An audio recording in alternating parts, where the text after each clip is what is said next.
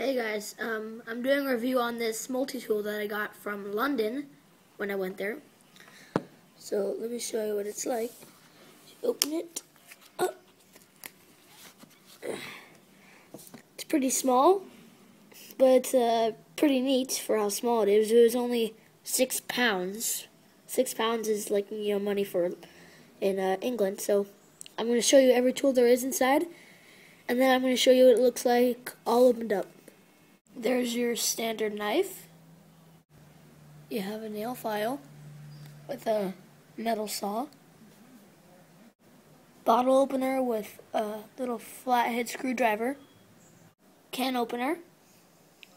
Pliers.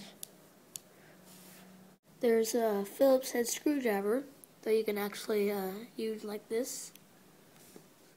Here's 3 flathead screwdrivers. And here it is all opened up.